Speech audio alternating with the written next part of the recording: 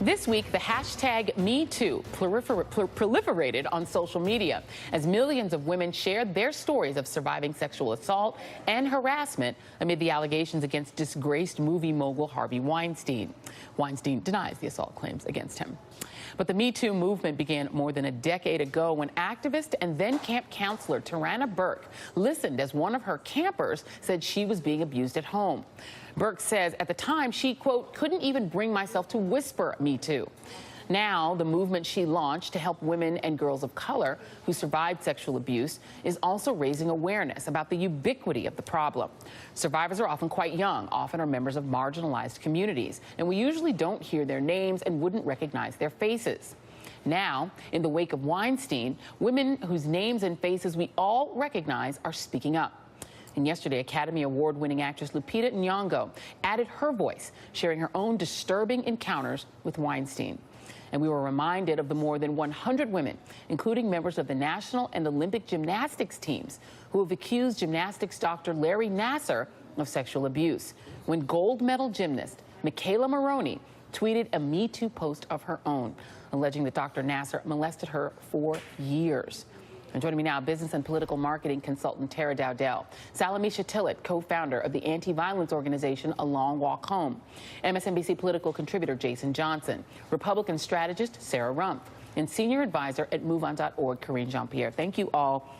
I'm going to start here at the table, Salamishah. I mean, it seems that, when situations like this happen, either with Fox News, Roger Ailes, Bill O'Reilly, et cetera, or with Weinstein, or actually with Donald Trump, the original sort of story becomes a deluge, and people feel empowered to come forward. Can you talk a little bit about that, about the fact that it does take one person to come forward before everyone else feels comfortable? Sure. Well, I think on one hand, we can think about this definitely, as Gretchen talked about, a watershed moment or a tipping point.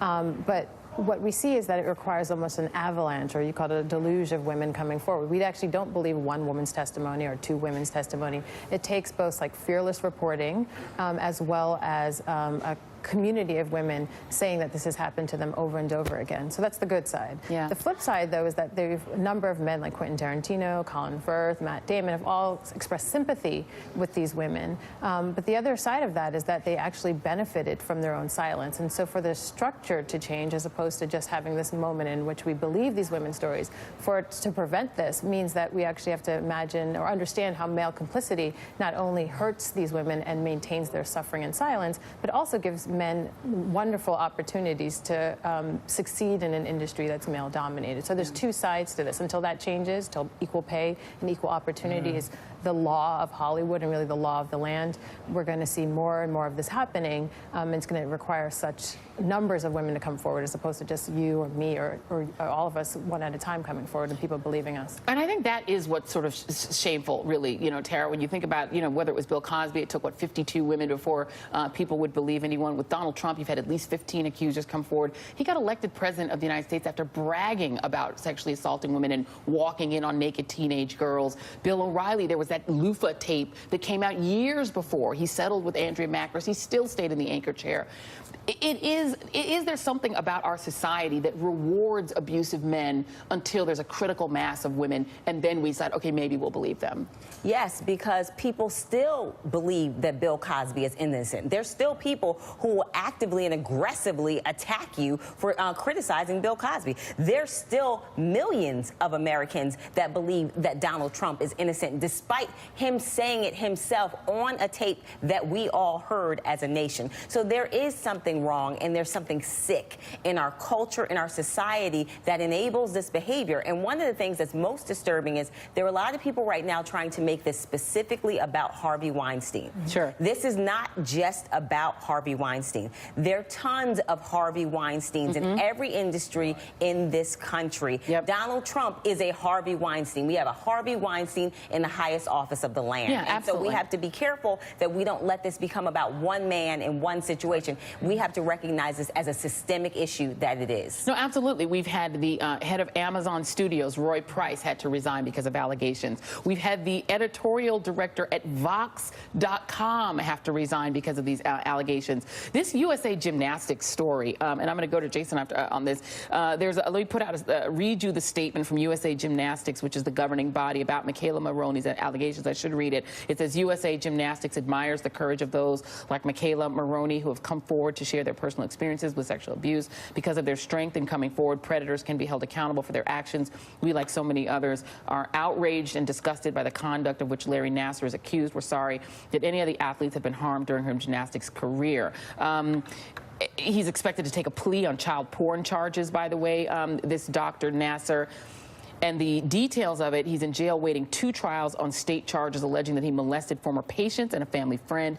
He's pleaded guilty. He's also awaiting sentencing after pleading guilty to federal child pornography possession charges. You know, you think about the fact, Jason, that you have men who are operating openly, flagrantly, abusively, and not even afraid of being caught. You know, what is that about? You know, not that we're going to make you speak for all men here, but these men don't even seem to be afraid that they'll be caught. Well, it's the complicity of men, Joy. I mean, you know, it was a great tweet that I saw earlier this week. It's like, why is it every single woman knows someone who can say me too, and men act like this is new and shocking to them? Because men observe this behavior and don't do anything about it. Because men observe this behavior and laugh along with it. Because men observe this behavior and then talk to the woman later on and say, gosh, I really thought that was bad. Well, you didn't say anything during the staff meeting, so what difference does it make? Yeah. And so really this is, you know, the behavior of Weinstein, the behavior of Bill Clinton, the behavior of Donald Trump, the behavior of Bill Cosby, the behavior of men, everything from the President of the United States down to the night manager who sexually harasses a 14-year-old girl at McDonald's. There are men at every single step of these levels of harassment that don't say anything. And then they want to get on Twitter and then they want to get on social media and say how bad they feel. So really, I think there's a responsibility of men not to go out and protect women, but to hold other men accountable. Yeah. Because it doesn't take a ton of people to engage in this behavior, but it does take a ton of people to let the few who do get away with it. Yeah, and Sarah Rumpf, you know, what's interesting, too, is that people do pick and choose when they want to believe, right? You did have, during the campaign, the accusers of Bill Clinton are brought out to sort of shame him, because you had the people on the Republican side saying, look, Bill Clinton is an abuser, but then there's a rush to, you know, believe on your own partisan side, but not believe on the other side. The Gretchen Carlson book opens with her being attacked by people on the right who essentially saw her as a traitor to the conservative cause for telling her truth about Roger Ailes. What do you make of this idea that people are now literally using a partisan lens to decide which women they want to believe? I mean, it's really unfortunate, because the ethical position is that partisan politics shouldn't come into play, because these stories are not about politics, they're about power.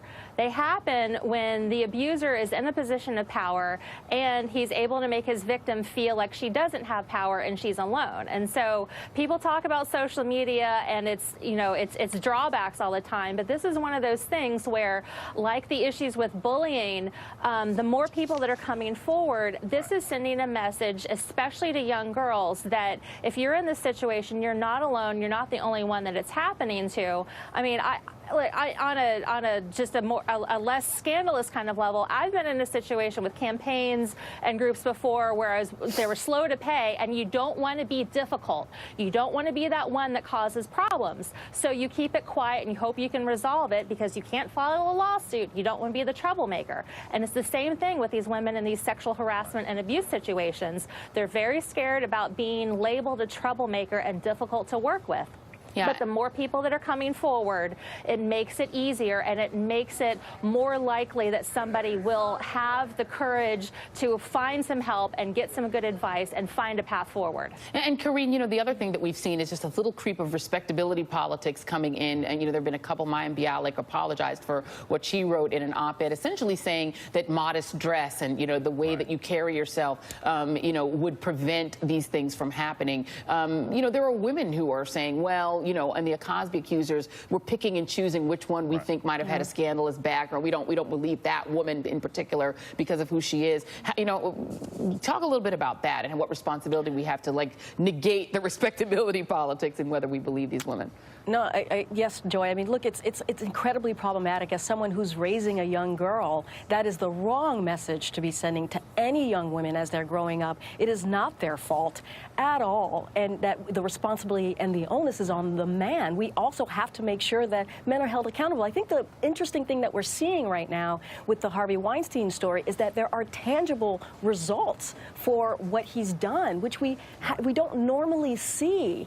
And I mean, just almost a year ago, we elected Donald Trump, who we know is a sexual assaulter, and people still believed him and elected him. And the thing that is even crazier than that is that he now sits behind the Resolute desk in the Oval Office, essentially defecating on women, signing executive orders, taking away rights from women. And so now with Harvey Weinstein's story and the others in the other men in the different industries, we're actually seeing some results because of the avalanche, because women are coming out and speaking. And so with that, we need to send the right message to our young people, in particular the ones who are growing up watching all of this, and say it's okay. You can be who you are. You don't need to change who you are, and it's okay to speak out. We have your back. Yeah, Salamishah, you're getting an amen here from Salamishah. Yeah, and I just wanted to say that in 2014 we had a similar moment around college sexual assault. Right? Time Magazine, Emma Solkowitz, Obama has a task force, and under the current administration we see a rescinding of many of the guidelines that Obama presented and that colleges had to adhere to. So I just want to make sure that as this moment is happening, that we are anticipating the kind of pushback and the consolidation around male power and male privilege that's probably going to happen at the same time that women feel more comfortable coming forward. Yeah, absolutely. And around those stories, by the way, you also then had the idea that, well, because the Rolling Stone story happened and didn't pan out, well, we walked away from that whole opportunity because now you started to once again have this allegation that women are just making these stories up. And to your point, Joy, earlier, you raised a very good point about equal pay. And so one of the things we need to look at the interrelationship between all of these things. There's so many messages that are brought about through policy and advocacy in our culture that creates an environment where women don't feel comfortable coming forward. It's not just that they're going to be attacked, but we don't have equal pay in this country. By definition, we're telling women that you are not equally valued in this society. So that makes a woman less likely to come forward. She's already dealing with not being paid enough. We have women who aren't given, we can't even control our own bodies. There are people that want to take away our reproductive health care rights. Again, these are all things that contribute to a society that devalues women and contributes to a system that devalues women. Yeah, absolutely. I mean, and it's not, Jason, it isn't a coincidence that the person who was empowered to be the first to come forward at Fox was Gretchen Carlson, who was a higher paid person, right? Because women don't necessarily have the economic wherewithal to take that chance. Right. It's how empowered you are. It's who you are. It's whether people believe you. But I also think this, and this is really key, and certain people have talked about this, how far we go with Harvey Weinstein. Look, people who are sexual predators, they're like roaches, right? Like, you don't just find one. There are other people who have participated. Maybe his family was involved, where there are other people who work with him who are involved. It's like Jared from Subway. It wasn't just him. It was someone else on his staff. So I think the other key lesson here is not just stopping with Harvey Weinstein, but going down the list of all the other men and sometimes women who are complicit in this kind of behavior and let it be done. And I'll also say this because I think this is important.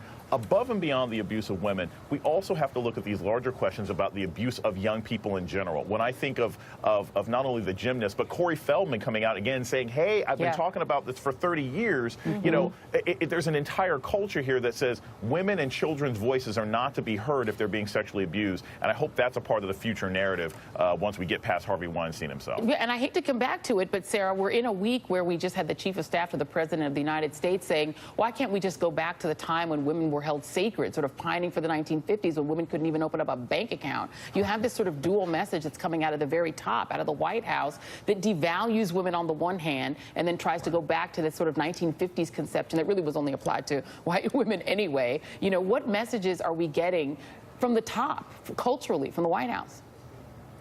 Well, I mean, I don't hold Donald Trump as any kind of example of chivalrous behavior, but the idea that a gentleman should treat a woman with respect and courtesy and dignity is a wonderful idea, and that's the problem with all of these stories of sexual harassment and abuse. It's people that were viewing women as objects and toys and not as people that are deserving of individual dignity. I do think, again, that one of the good things that come out of all of this is there is a very loud uprising. People are seeing that this is a wide problem across all sides of the aisle, all industries, and the good people vastly outnumber the bad. The majority of people know this is wrong, and the awareness of it, I do think, is going to make it a little easier for people to start being aware of it. I mean, the ability of Americans to do good when they all get together. I mean, look at what happened in Gainesville, Florida this week. That's my alma mater. Richard Spencer had international press giving him attention, and the best he could do is get 30 or 40 dorks to show up, and the entire city shouted him down. Yeah. It was awesome. And I was very proud of my Gators. And by the way, in addition to being a white supremacist, he's not sure women should have the right to vote. Karine Jean-Pierre, you worked in the White House. Yeah. Part of what we normally expect when you have such a big sort of issue that comes to the fore is policy that flows from on high that tries to address it. What we have coming out of this administration is policy to the point made by this panel that's attempting to take away birth control, take away reproductive rights. You know, it's an interesting time from a policy standpoint.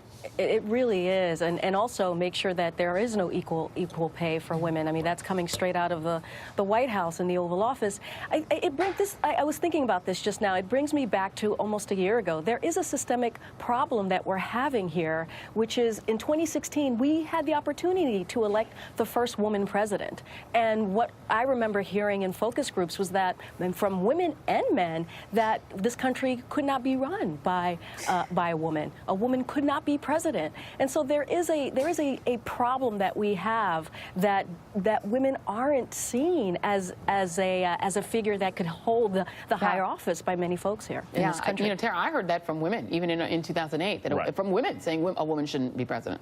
We see who voted for Donald Trump. I mean, a majority of white women voted for Donald Trump. So to say that this does not play a role, and I think what we see is, because I do think some women obviously are contributing to this issue. It isn't just the complicity of men; it is the complicity of women. When I had something happen to me when I worked in government, I went to my woman boss who told me to leave it alone. So, and I could name countless other examples of those types of things occurring. But we have women who have internalized the misogyny, and that's why I say these messages that are sent to women by policy choices, by the structure, are the notion that those messages don't have an impact. The notion that these things don't play a role is just a false notion. If you can't pay a woman equally for the same job as a man, then how do you expect to create equality in any other sense? Yeah, but give us the solution here, Salamishah. I'm gonna call on you to do the impossible. What do we do about it then? Well, I mean, I think we've already talked about equal pay in Hollywood, equal writers amongst male and female actors, but I also want to say that all women aren't created equal in America. So